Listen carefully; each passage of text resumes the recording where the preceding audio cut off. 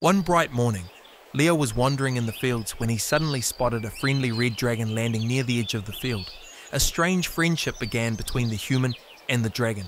After their meeting, Leo showed the dragon the fields waiting to be planted. The dragon listened attentively, his wings fluttering in agreement. The two were ready to begin a new journey. Planting rice, Leo rolled up his pants and waded into the field, starting to plant the first seedlings. Red Dragon also joined in, clumsily but enthusiastically. The work began with joy. Leo patiently guided them step by step, dipping the seedlings, pressing them into the mud. The dragon tilted his head to look closely, then gently followed, showing a friendship growing from understanding.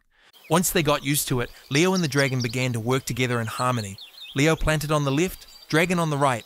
Laughter filled the field, as if this was their second home. One time, the red dragon accidentally flapped its wings, splashing water straight into Leo's face. The boy was startled, but then burst out laughing, while the dragon was confused. That moment was not just laughter, but a bond that grew stronger. To loosen the soil before planting rice, Leo taught Dragon how to jump in the mud. Dragon was delighted, kicking his feet so hard that water splashed. Leo laughed and rolled in the mud. Joy comes from simple things. While playing, Leo slipped and fell. The dragon quickly rushed over and spread its wings to catch him safely. A worried look, a nod of thanks. Without words, their friendship reached a new level. In the middle of a hot afternoon, the two sought shade under a large tree. Leo shared rice balls, Dragon nibbled on wild fruits. Under the rustling leaves, they were peacefully together, not just friends, but like family. When it came to watering, the dragon breathed out a cool breath, causing small clouds to gather and the rain to fall gently. Leo raised his face to catch each drop, laughing loudly. True miracles come from a heart that knows how to share. After the magic rain, the dragon gently flapped its wings, creating a dry breeze on the field. Leo happily raised his hand to catch the wind. In each gust of wind, there was a gentle care, like a summer breeze. During the break, Leo took out some paper and drew. The dragon excitedly posed, sometimes pouting or twirling his tail. They both laughed continuously. Each stroke seemed to capture their blossoming friendship in the countryside. Leo tied each bamboo stick, while Dragon gently held the stakes in place with its claws. The work was tiring but joyful. A fence, a friendship, protecting each other and what they built together. When night fell, Leo told folk tales, and the dragon lay quietly listening. In the dim moonlight, the voices echoed evenly, connecting past and present, human and dragon. At night, Leo curled up on the dragon's back. The red wings covered him like a warm blanket. In the middle of the quiet fields, the two fell asleep, dreaming of bountiful rice harvests. The sun gradually rose behind the mountains, spreading golden light across the fields. Leo rubbed his eyes.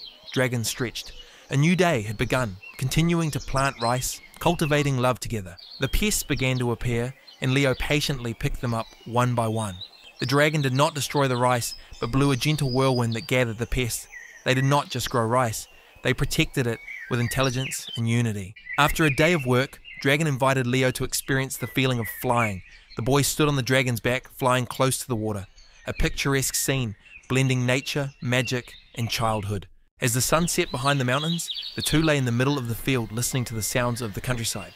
Frogs croaking, crickets chirping, and birds in the distance.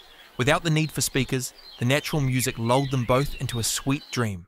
Leo wanted to try to complete a rice field by himself. He was serious, diligent, even though he was tired. The dragon cheered him on with sparkling fireworks. Moments of growth, small but memorable for a lifetime. While playing, Dragon accidentally stepped on a row of young rice. He bowed his head sadly, apologizing. Leo was not angry, he just patted his friend on the shoulder, because they knew friendship is more precious than a row of rice. Leo brought out an agronomy book to read with Dragon. Although it was difficult to understand, Dragon still paid attention, wearing his glasses seriously. Who said dragons couldn't learn? Knowledge is a guiding light, even for winged creatures. One peaceful afternoon, Leo gave Dragon a handkerchief embroidered with his own name. A small gift, but full of affection. Dragon was speechless, only tears rolled down his red cheeks. In the peaceful space, Leo and Dragon sang together. Their songs echoed through each grain of rice, into the wind, into the clouds. The harvest season had not ended, but the joy was complete. The night rain poured down suddenly. Leo was holding a bag of seeds. The dragon quickly spread its wings as big as a roof to cover him. In the darkness, the dragon's eyes lit up, like a promise to always protect the little friend. The day of ripening finally came. The fields were now covered in a shimmering golden color. Leo and Dragon stood still, feeling the results of many days of sunshine and rain, a feeling of completeness and pride. The harvest began. Leo quickly cut each bundle, while Dragon carefully gathered them. No longer the awkwardness of the first day, they were now like a real pair of farmers, in sync with each movement. With the bundles of golden rice, Leo suggested building a private warehouse. Together, the two of them built a small house in the middle of the field, a place to store their efforts and memories. Every bamboo tree, every leaf, was soaked in friendship.